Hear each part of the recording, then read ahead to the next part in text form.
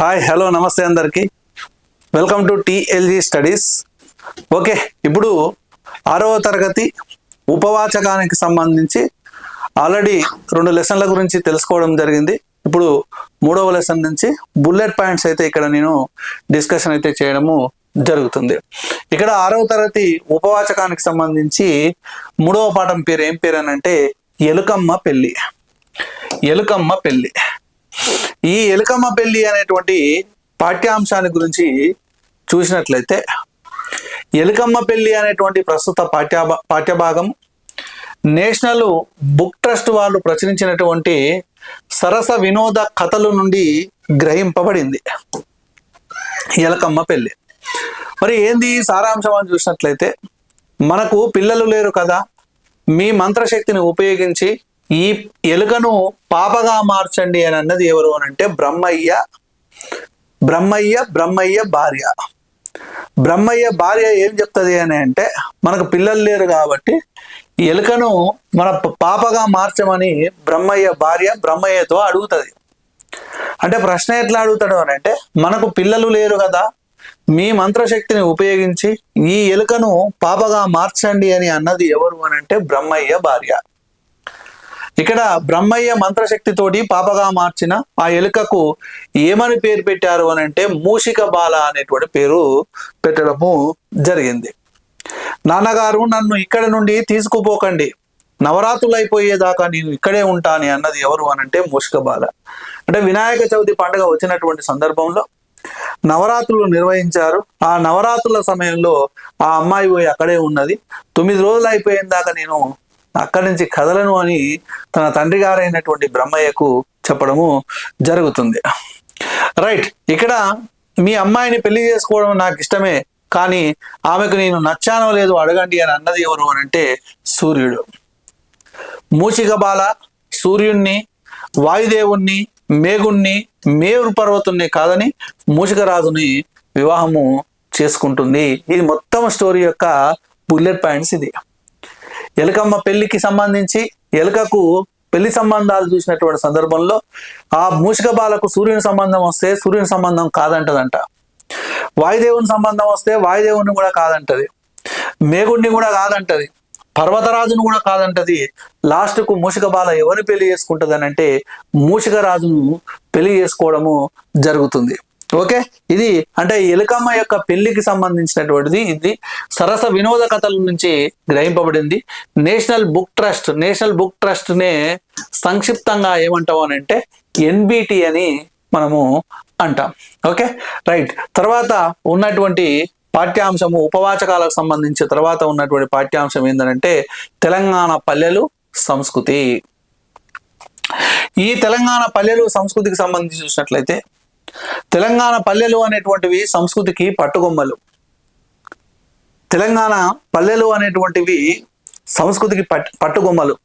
నిర్నాల కిషోర్ అనేటువంటి ఆయన చెప్తాడు, ఒక పాటలో చెప్తాడు, ఎట్లున్నవే నా పల్లె, ఎట్లున్నవే నా తల్లి, మూల సుక్క మడవంగానే బాల సంతుల జంట నిద్ర లేపేది, పచ్చాని పక్షుల కిలకీల రావాలు, ఎట్లున్నవే నా తల్లి, ఎట్లున్నవే నా పల్లె. నిర్నాల కిషోర్. వరంగల్ శ్రీనివాసన్ అంటాడు, అంటే పచ్చని చేళ్ళ ఉండిచ్చినట్టుండి నా పల్లె ఉండేది, ఎటుగాని తీరయ్యినాదో నా పల్లె అనే పల్లె గురించి, పల్లె యొక్క అంటే పల్లె ఏ విధంగా పోయింది, ఏ విధంగా మటమాయం అయిపోయింది, పల్లెల్లో ఉన్నటువంటి దృశ్యాలు కనబడట్లేవు, పల్లెల్లో ఉన్నటువంటి బంధాలు కనబడతలేవు అని వరంగల్ శ్రీనివాసు ఆవేదన చెందుతాడు. అదేవిధంగా నిర్నాల కిషోర్ అదేవిధంగా పల్లె కన్నీరు పెడుతుంది అని అంటాడు గోరెటి వెంకన్న. పరక చేపలకు గాలాలేసే తురుకల పోరలు యాడిపోయిరి, లారీలల్లా క్లీనర్లయ్యిరా, పెట్రోల్ మురికైన్రా, తల్లి దూదు సేమియకు దూరమయ్యినారు ఓ సాహెబుల పోరలు, ఆ బేకరీ కేఫుల కలిదీరిందా ఆ పట్టణాలలో. చూడండి, బేకరీ కేఫుల ఆకలి తీరిందా పట్టణాలలో అని అంటాడు. మాదిగలొచ్చి నోరు తెరిచినరు తంగడి చెక్క భంగపడ్డది తొండము బొక్కెన నీట మునిగినది ఆరెరెంప పదునారు పొయ్యినది అరే పాత రేకువలె మోతలు మోగేటి ప్లాస్టిక్ డప్పులు నా మ్యాతరి డప్పుల పాత రేసగదరా నా పల్లెల్లోనా. ఇది ఈదులన్నీ ఒకటి మొద్దులైనవి ఈత కళ్ళు బంగారమైనది మందు కలిపిన కళ్ళును దాగితే మంది కళ్ళ నిండోసులైనవి అయ్యో చల్లని బీరు విస్కిలెవడు వంపే నా పల్లెల్లోకి అయ్యో బొస్తున పొంగే పెప్సి కోలలొచ్చే నా పల్లె పల్లిమరకి. పల్లెల్లో ఉన్నటువంటి సంస్కృతి, ఈ పల్లెల్లో ఉన్నటువంటి సంస్కృతి చూసినట్లయితే కొత్త పండుగ అనేటువంటిది ఒక పండుగ జరుపుకుంటారు పల్లెల్లో. కొత్త పండుగ, ఆ పండుగ పేరు కొత్త పండుగ. అంటే కొత్త పెట్టుకుంటున్నాం అని అంటారు. కొత్త పెట్టుకున్నాం అని అంటే ఎప్పుడు జరుపుకుంటారు అని అంటే కొత్త పంట వచ్చినటువంటి సందర్భంలో జరుపుకునేటువంటి పండుగనే కొత్త పండుగ. అందుకే కొత్త అంత పండుగ లేదు, అత్తంత ఆత్మ లేదు అని అంటా ఉంటారు సామెత.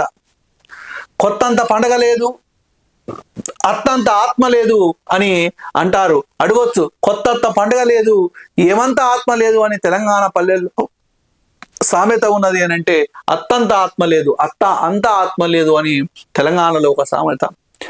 పంట పండగానే, పంట ఇంటికి రాగానే ప్రతి ఇంట్లో చేసుకునేటువంటి పండుగనే కొత్త పండుగ. దాన్నే షార్ట్కట్లా కొత్త పెట్టుకుంటున్నామని అంటారు. మరి ఈ పండుగ యొక్క ప్రధానమైనటువంటి ఉద్దేశం ఏంటి అని అంటే వడ్లను దంచి కొత్త బియ్యము తీసి వండి 10 మందిని పిలిచి కడుపు నిండా భోజనము పెట్టి పంపడమే ఈ పండుగ ఉద్దేశం. కొత్త పండుగను ప్రతి సంవత్సరము ఎన్నిసార్లు జరుపుకుంటారు అని అంటే 2 సార్లు జరుపుకుంటారు. కొత్త పండుగను ప్రతి సంవత్సరము ఎన్నిసార్లు జరుపుకుంటారు అని అంటే 2 సార్లు జరుపుకుంటారు. అదే మరి ఇక్కడ యాసంగి కొత్తకు కూరగాయలు కరువు, వానకాలము కొత్తకు పచ్చడాకులు కరువు. యాసంగి పంట సమయంలో కొత్త పెట్టుకున్నప్పుడు అప్పుడు కూరగాయలు దొరకవంట. వానకాలము కొత్తప్పుడేమో పచ్చటాకులు కరువు, అంటే అన్నం వండిన తర్వాత వడ్లను దంచుతారండి. ఇంట్లోనే వడ్లు తీసుకొచ్చి దంచుకుంటూ పాటలు పాడతారు. అత్తలేని కోడలు తమ్మురాలు ఓయమ్మ, కోడలేని అత్త గుణవంతురాలు మాయమ్మ. అంటే ఇట్లా దంచుకుంటా మంచిగా ఆ వడ్లను దంచి కొత్త బియ్యం తీసి వండి 10 మందికి పిలిచి కడుపు నిండా భోజనం పెట్టి పంపిస్తారు. అది ముత్తైదువులను పిలవడము జరుగుతుంది. ఈ సందర్భంగా వచ్చినటువంటి సామెతని యాసంగి కొత్తకు కూరగాయల కరువు, వానకాలం కొత్తకు పచ్చటాకుల కరువు అని అంటారు. అదేవిధంగా ఈ కొత్త పండుగల సమయంలో కూరాడు అనేటువంటి పేరుతోటి కుండను పూజిస్తారు.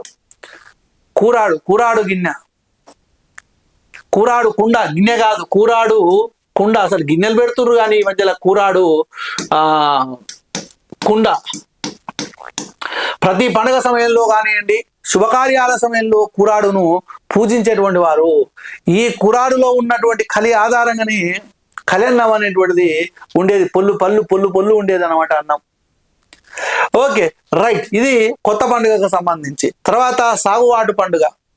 సాగువాటు అని అంటే ఏంటంటే వ్యవసాయము ప్రారంభించినటువంటి పండుగనే ఏమంటారు అని అంటే సాగువాటు పండుగ.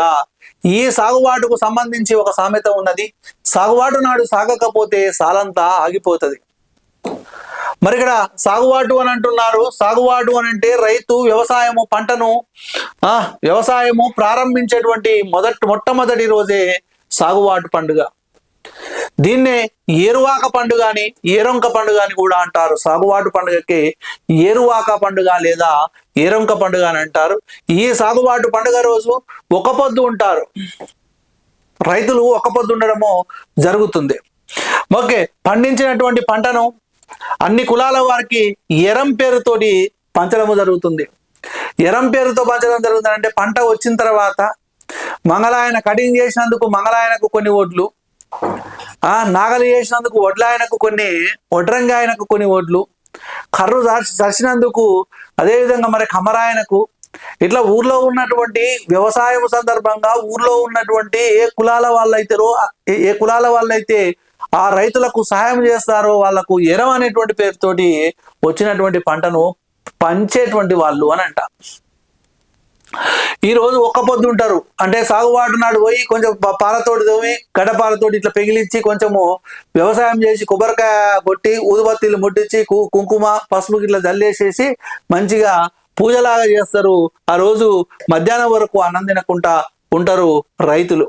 తర్వాత ఈ చెరువు నీళ్లను పొలాలకు సమంగా పంచేటువంటి వాడిని పెద్ద నీరడిగాడు అని అంటారు. పెద్ద నీరడిగాడి పదవి అనేది వంశపారంపర్యంగా వచ్చేది కానీ అదేవిధంగా చిన్న నీరడిగాడులు కూడా ఉంటారు. ఒక పొలానికి సంబంధించినటువంటి నీటిని పంచేటువంటి వాళ్ళనేమో చిన్న నీరడిగాళ్ళు అని అంటారు. ఊర్లో ఉన్నటువంటి వాళ్ళ పొలాలందరికీ చెరువు యొక్క నీటిని పంచేటువంటి వాళ్ళని ఏమంటారు అని అంటే పెద్ద నీరడిగాడు అని అంటారు. ఈ నీరడిగాడికి సంబంధించి ఈ సాగువాడుకు సంబంధించినటువంటి ప్రశ్నలు అయితే ఇంత ముందు టెట్లలో రావడము జరిగింది. తర్వాత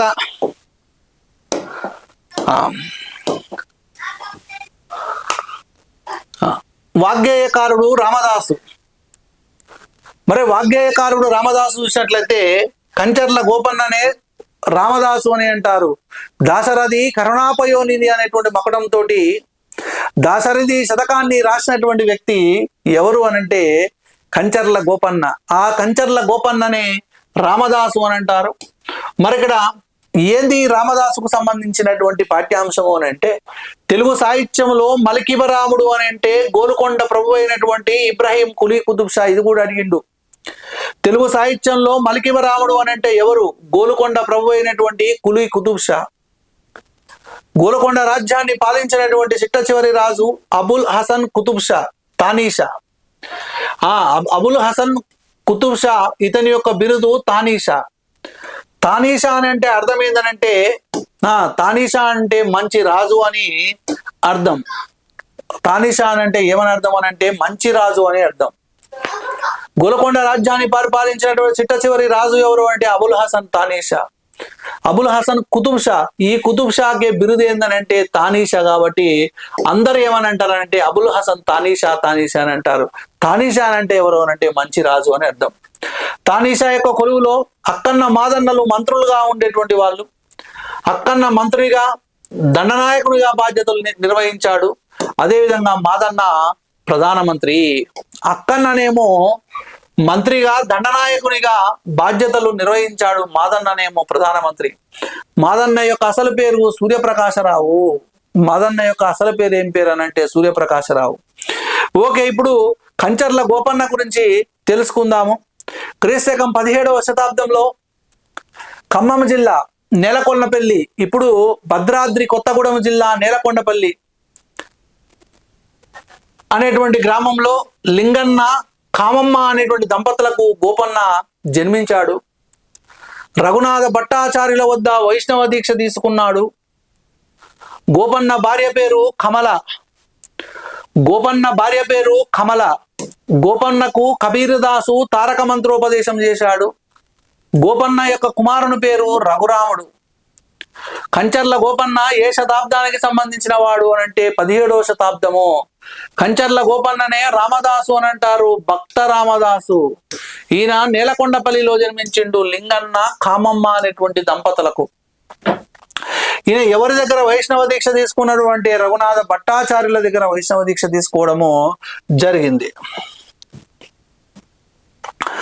రైట్, తర్వాత చూద్దాం ఇంకా. రైట్, గోపన్నను భద్రాచలము తుకిడికి అంటే తాలూకా తహసీల్దార్ గా నియమించాడు ఎవరు అనంటే తానీషా. అబుల్ హసన్ కుతుబ్ షా అని తానీషా అని అంటారని చెప్పాను ఇంతకుముందే.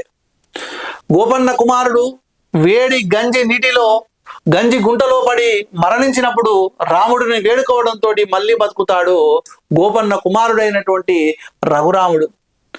ప్రభుత్వ అనుమతి లేకుండా ప్రభుత్వ సొమ్ముతోటి భద్రాచలంలో శ్రీరాముని యొక్క ఆలయాన్ని కట్టిస్తాడు భక్త రామదాసు. ఆయనే గోపన్న 16 లక్షల వరహాలు ఖర్చు పెట్టి దేవతా విగ్రహాలకు భరణాలను కూడా చేయిస్తాడు. అదే సీతమ్మకు చేయిసి చింతాకు పతకము రామచంద్ర.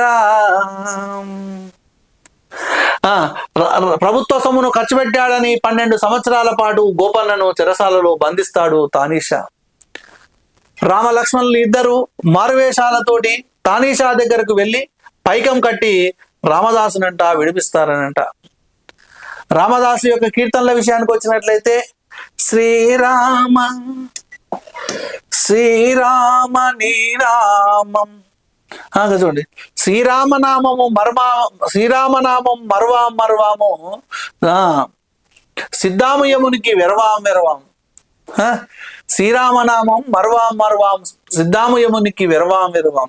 పలుకే బంగారమాయన కోదండపాణి, ఇదిగో భద్రాద్రి గౌతమి అదిగో చూడండి, తక్కువేమి మనకు రాముడొక్కడుండు వరకు, ఏ తీరుగా నన్ను దయచూచెదవో అంతా రామమయం, జగమంతా రామమయం, అల్లా తత్వమును రామనామము పలకవే పాపపు జిహ్వ రామనామము పలకవే, ఇక్ష్వాకు కులతిలక ఇకనైన పలకవే రామచంద్ర, నన్ను రక్షింపకున్నను రక్షకులెవరింకా రామచంద్ర అనేటువంటి ఇట్లా అనేకమైనటువంటి సంకీర్తనలు అనేటువంటివి ఉన్నాయండి.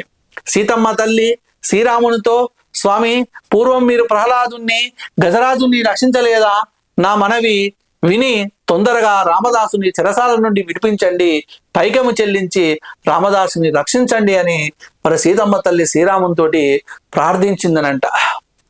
మరి ఇక్కడ కంచర్ల గోపన్న యొక్క శతకము దాశరథి శతకం. దాశరథి శతకం యొక్క మకుటము దాశరథి కరుణాపయోనిధి. దాశరథి కరుణాపయోనిధి అనేటువంటి మకుటము ఎవరిది అని అంటే మరి ఇక్కడ కంచర్ల గోపన్నది. ఓకే, ఇది మన 6వ తరగతి ఉపవాచకానికి సంబంధించినటువంటి అంశాలండి. 6వ తరగతి ఉపవాచకానికి సంబంధించినటువంటివి. దీంతో మనకు 6వ తరగతి అనేటువంటి పూర్తిగా కంప్లీట్ అయిపోయింది. మరొక వీడియోలో మళ్ళీ మనము 7వ తరగతి తోటి స్టార్ట్ చేద్దాం. ఓకే, 7వ తరగతి మళ్ళీ తెలుగు వాచకానికి సంబంధించినటువంటి పాఠ్యాంశాలు ఇట్లా సీక్వెన్స్ గా మనకు ఉపవాచకాలు కూడా కంప్లీట్ అనేటువంటివి అయిపోతాయి. ఓకేనా, రైట్. వీడియో ఎవరైతే చూస్తా ఉన్నారో లైక్ చేయండి, అదేవిధంగా సబ్స్క్రైబ్ చేయండి, అదేవిధంగా కామెంట్ అయితే చేయండి. ఓకేనా, right. Wish you all the best.